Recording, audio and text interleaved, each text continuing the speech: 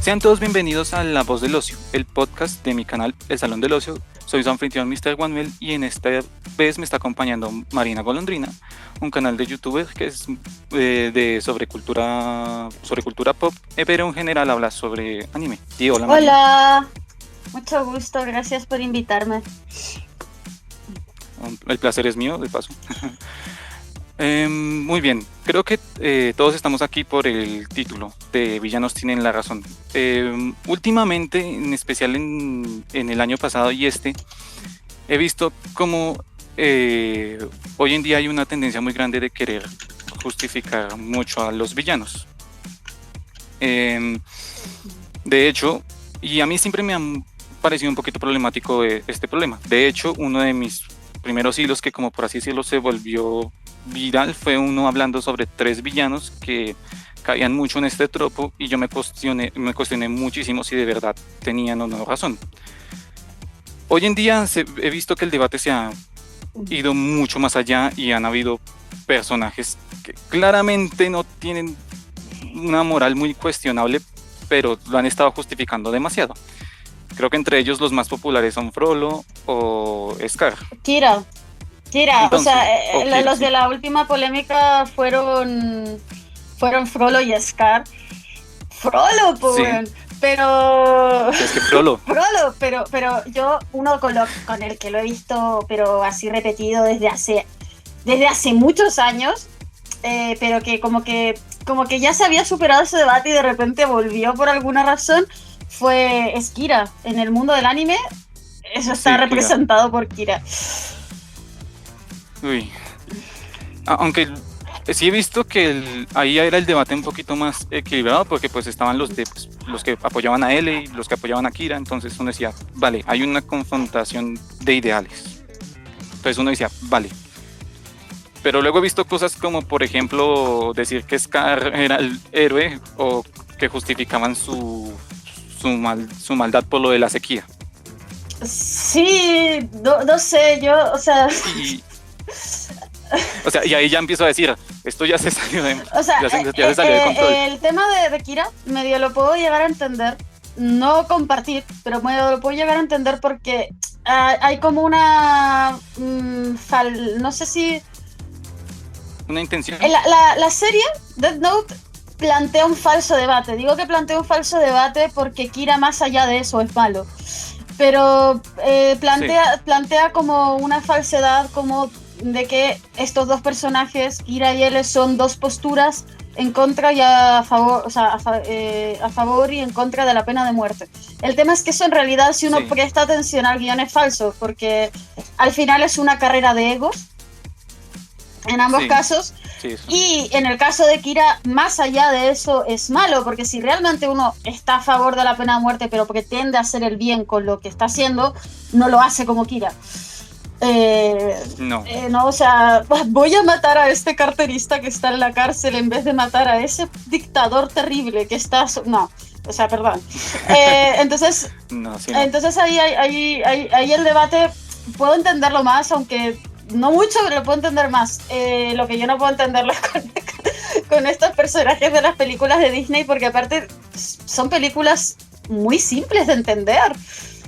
O sea... Sí, en el caso de Frollo se veía muy claro, o sea, el tipo era un asco con Quasimodo y... El tipo empieza la película matando a una mujer que lleva un bebé. Una mujer. Y después intenta matar al bebé.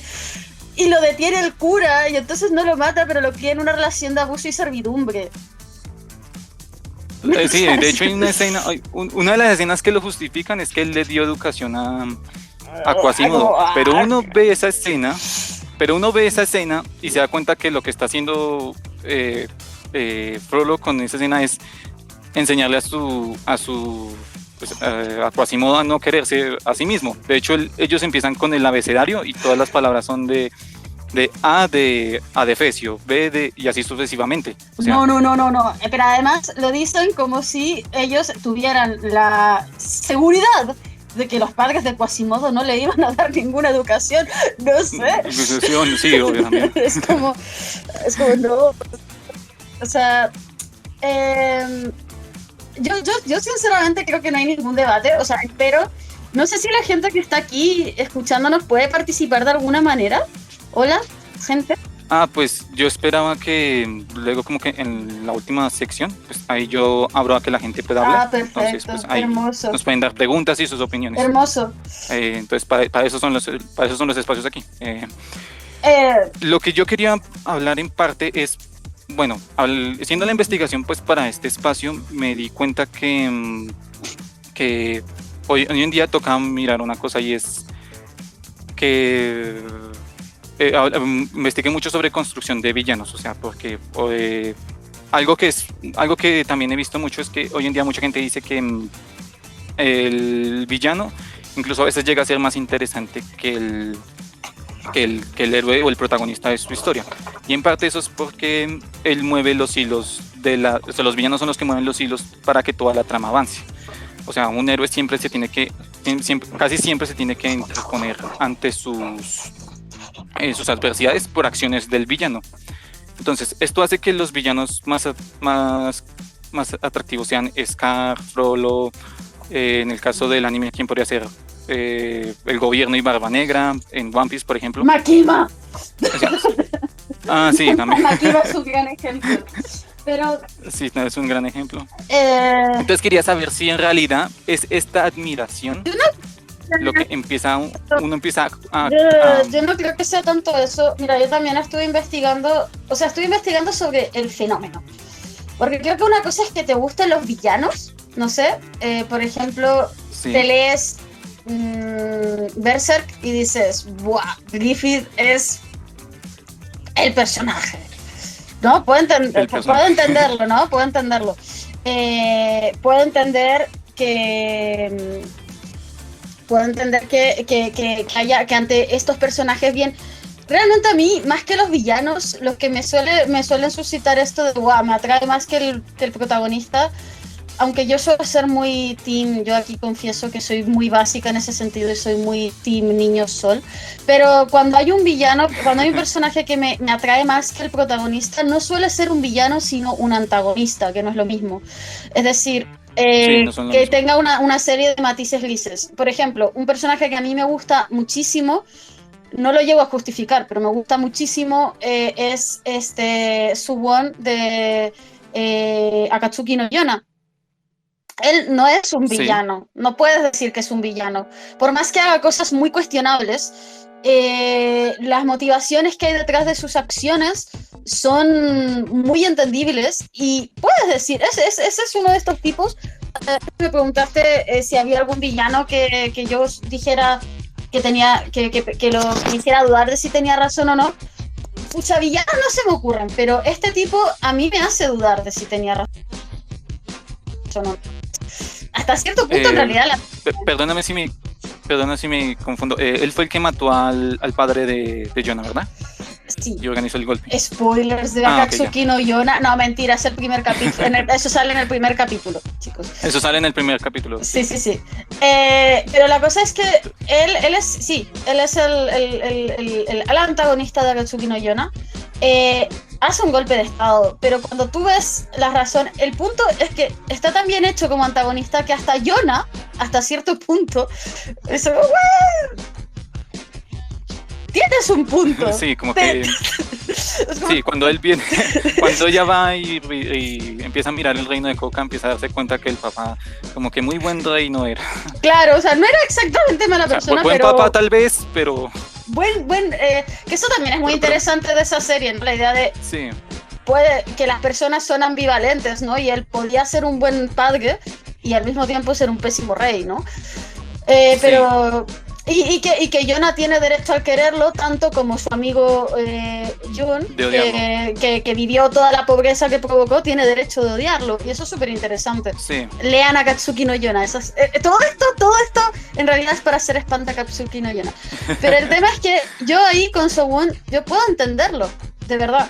Pero él yo no consideraría que él es un villano, él es un antagonista.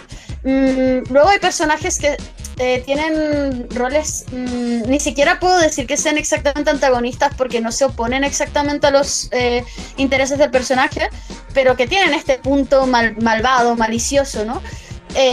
Como Askeladd en Vinland Saga. Claro, él es un personaje que no es... de hecho, la otra vez encontré el término para definirlo, gracias a una chica que se llama Tana Land. Síganla, su canal es muy bueno.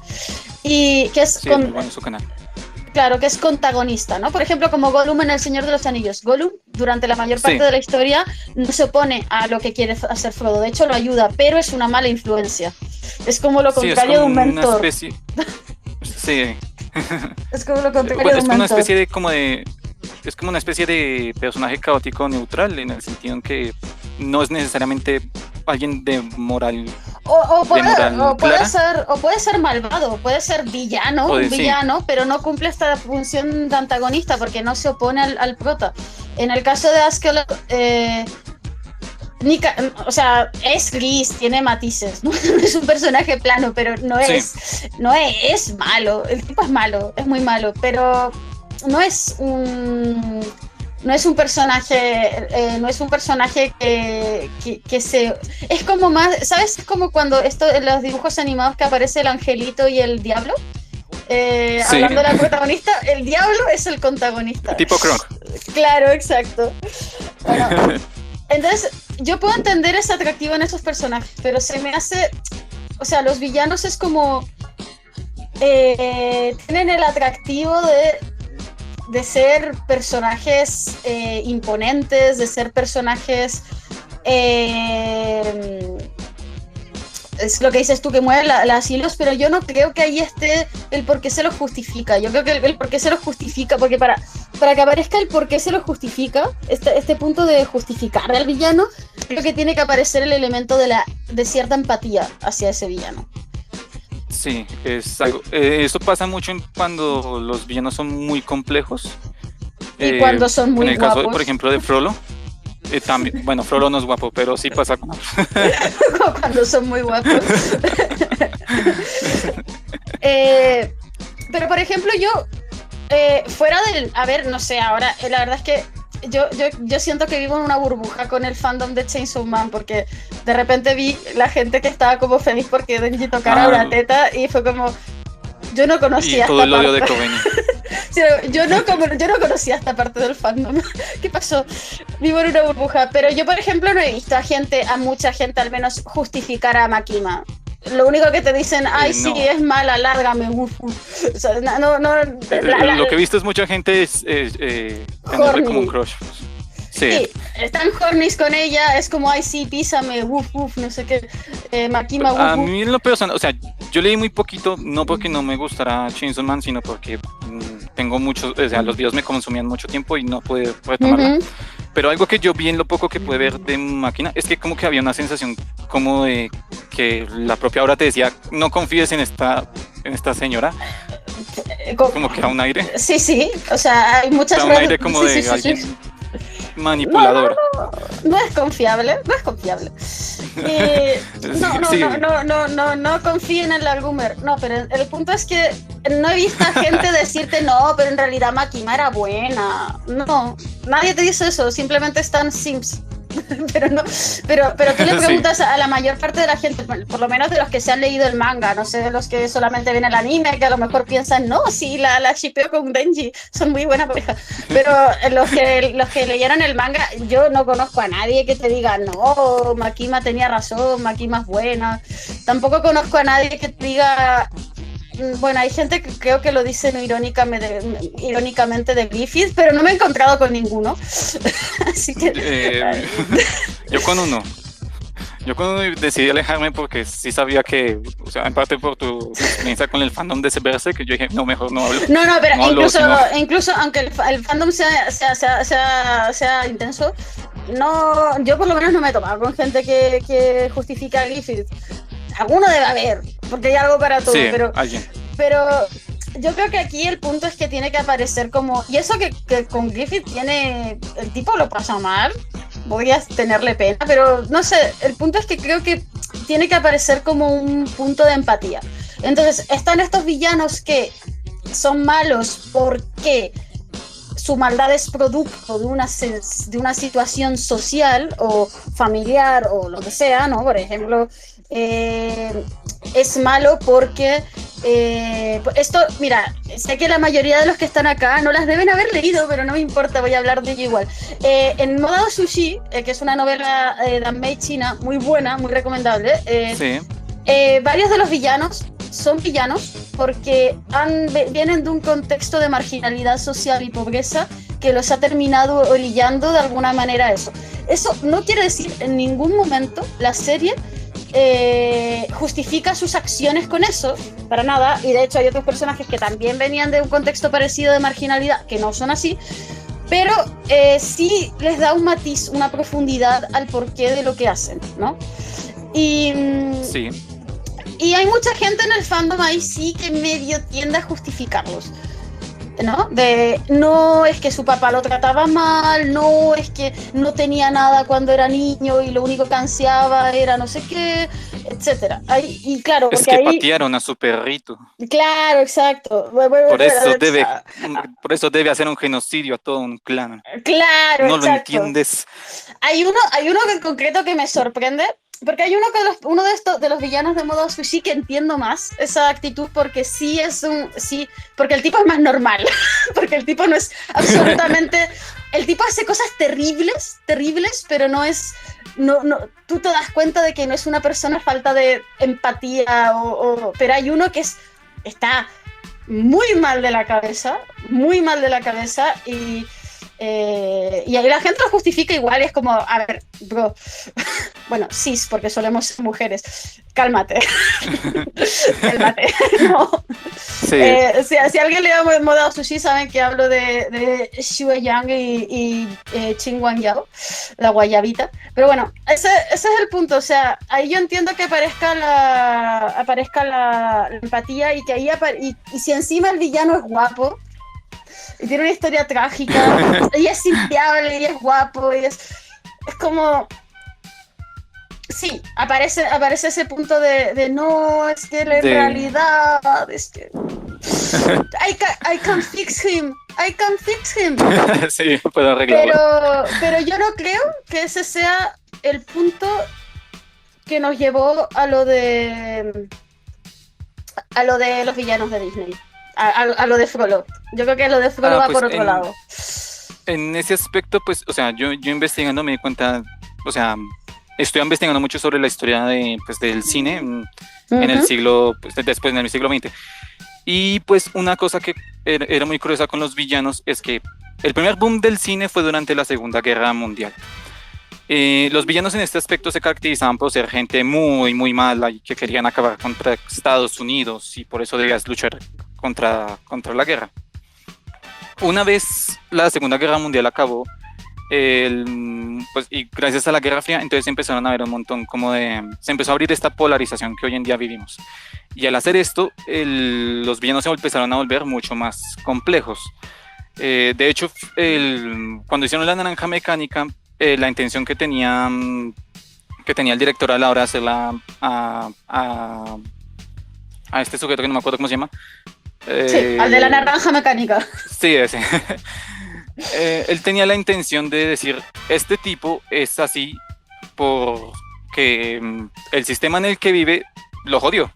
No estaba preparado para poder ayudar a personas como estas a pues, salir del pozo, por así decirlo. Y toda la película te da el encuadre de que él es una persona terrible. O sea, pero siempre con el hecho de que el espectador empatizara con él. Y eso pasó con muchas series y películas, como El Padrino, Scarface, y así sucesivamente. Llegan los 90 y vuelve a haber un cambio de paradigma, porque pues la Guerra Fría se acabó y la Unión Soviética pues ya no existe. Entonces los villanos empezaron a ser un poco más fabulosos. O sea, ya la idea era hacer villanos así con cierta excentricidad. Es por eso que vemos como, por ejemplo, personajes como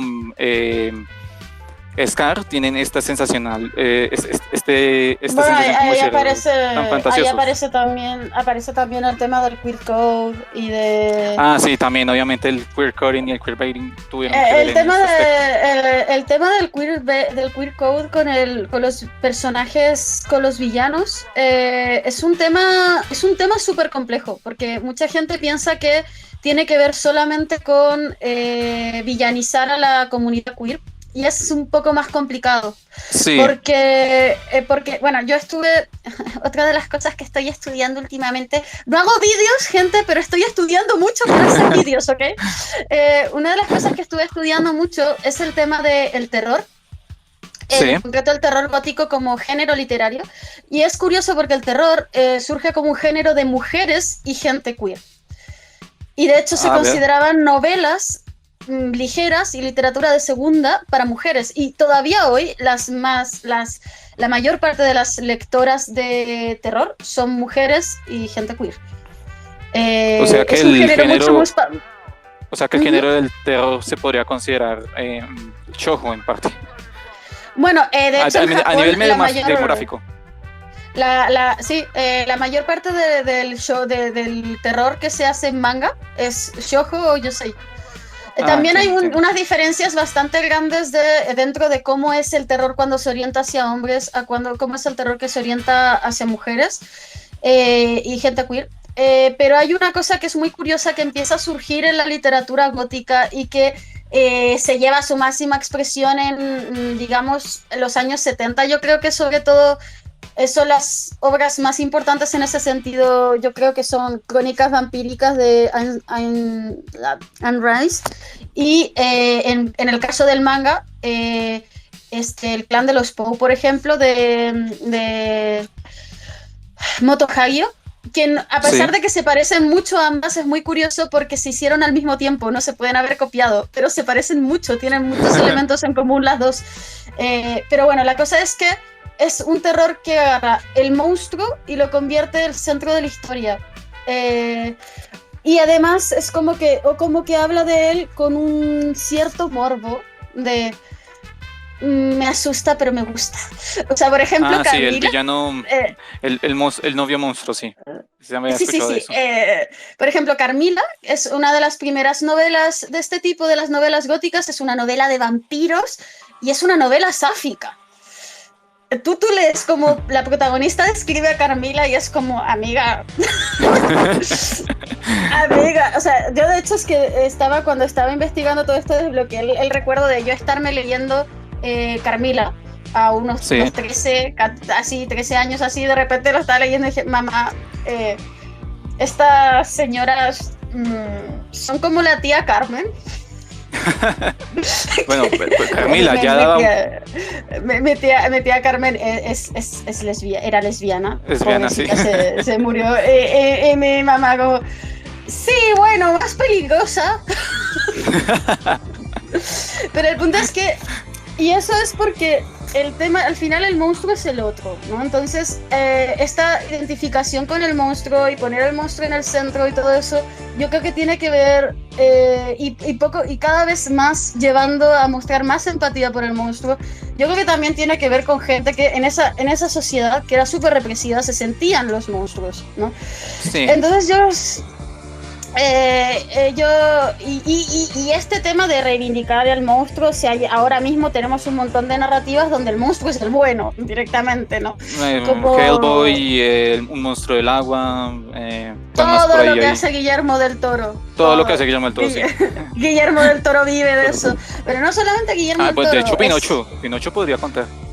sí, ¿no? Y tenemos un montón de historias de brujas que en realidad son buenas, tenemos un montón También, de, sí, de hombres lobo, Beastars, ¿no? Poniendo el gran lobo feroz, que al final es el gran lobo buenazo.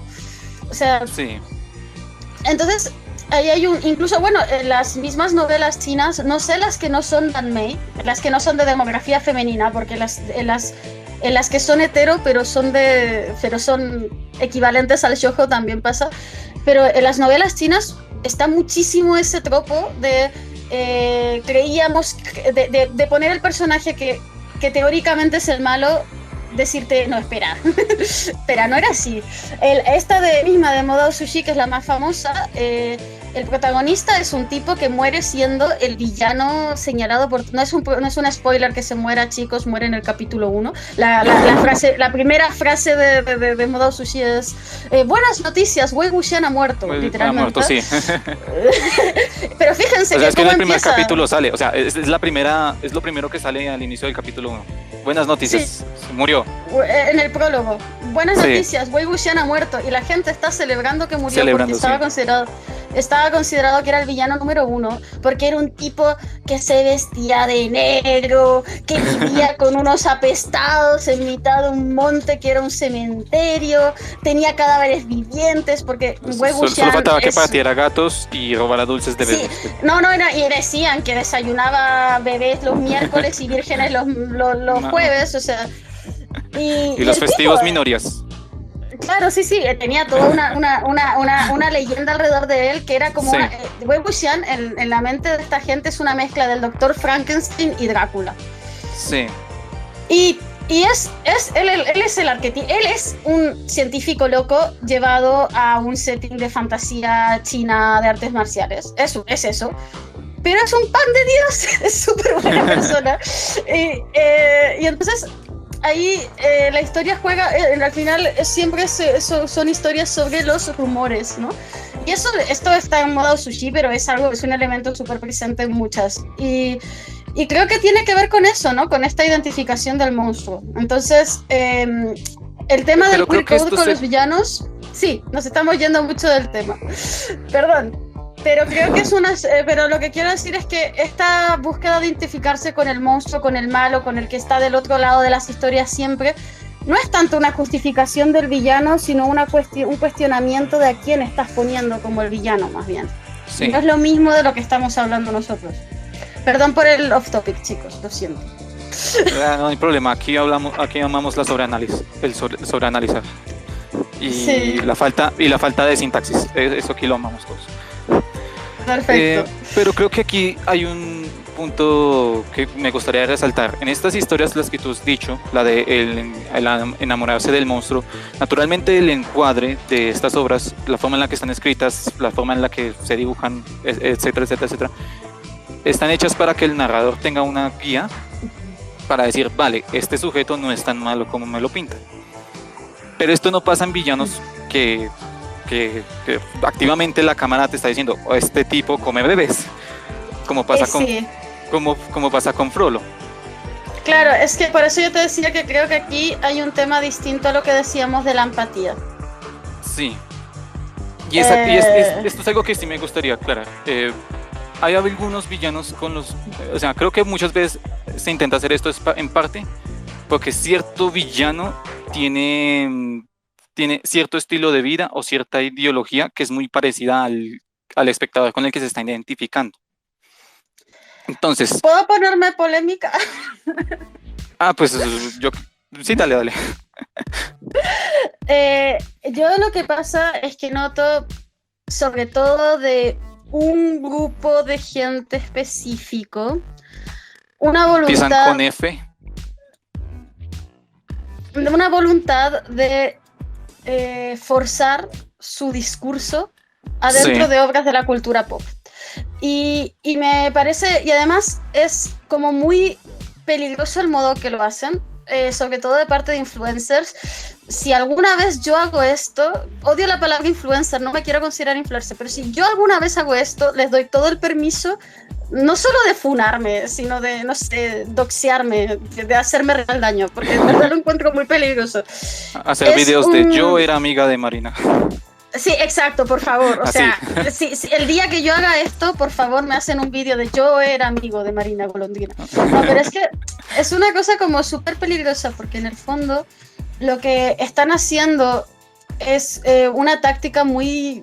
no quiero decir palabras que me condenen, pero muy ruin, ¿vale?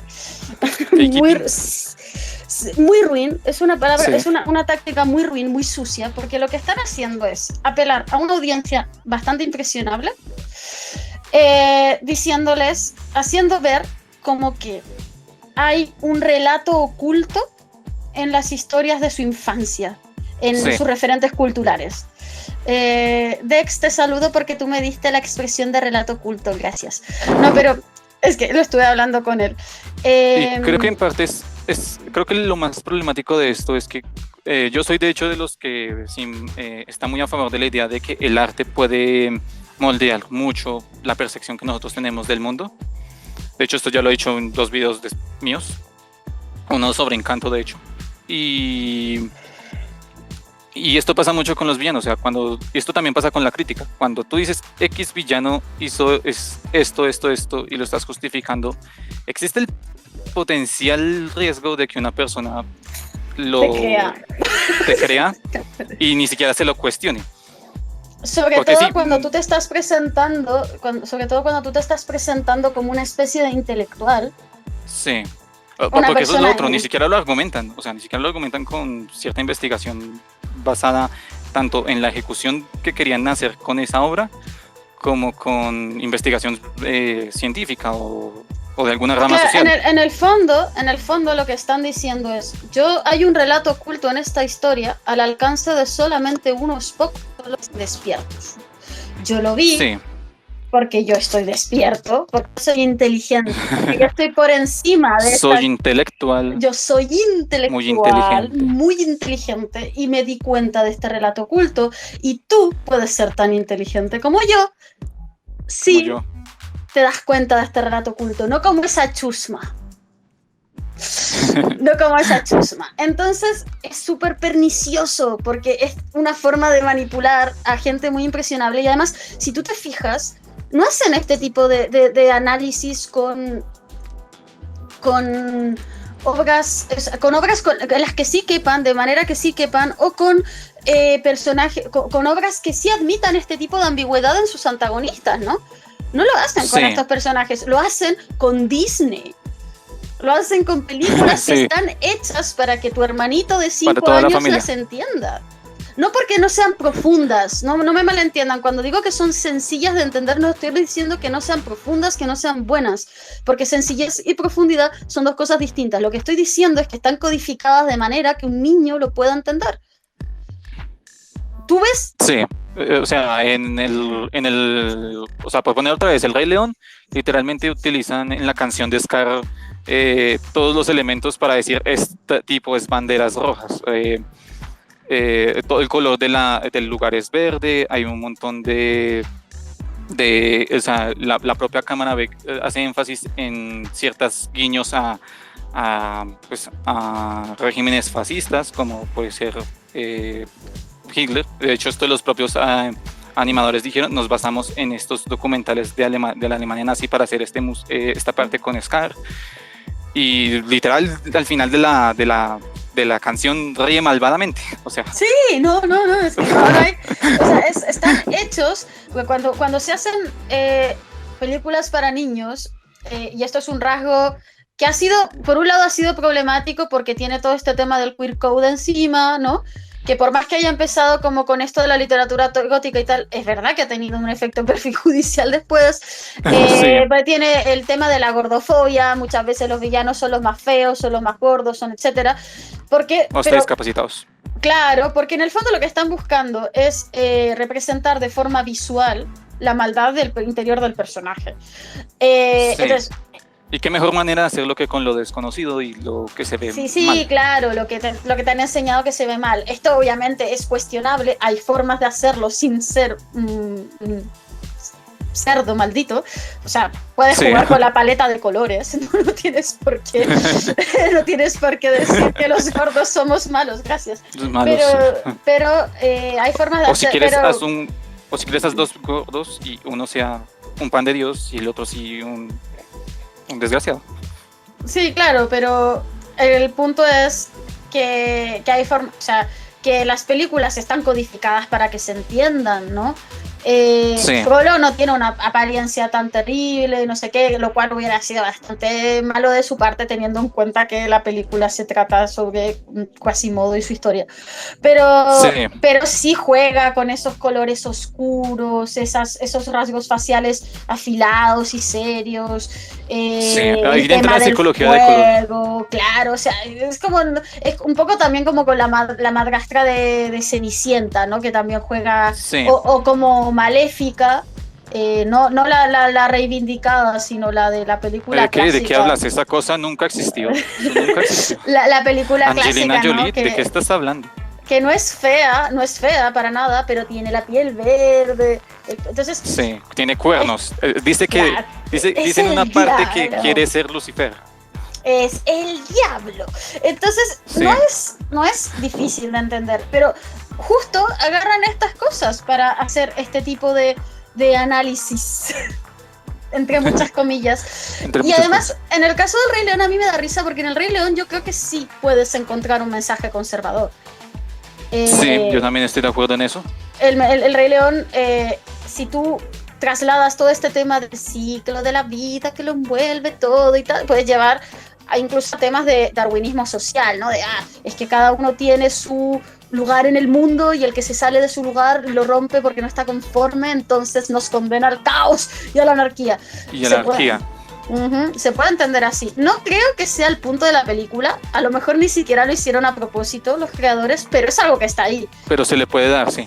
Porque ahí es donde entra el tema de que el arte es comunicación y tanto el creador que puede dar un mensaje como el receptor puede interpretar el propio suyo y generar el mismo, generar Sí. su propio mensaje basado en lo que creó el Yo actor. creo que eso El, lo vamos a tener que tocar más adelante. El tema sí, de la diferencia entre interpretar y forzar el discurso. y forzar, Es sí. importante igual decirlo.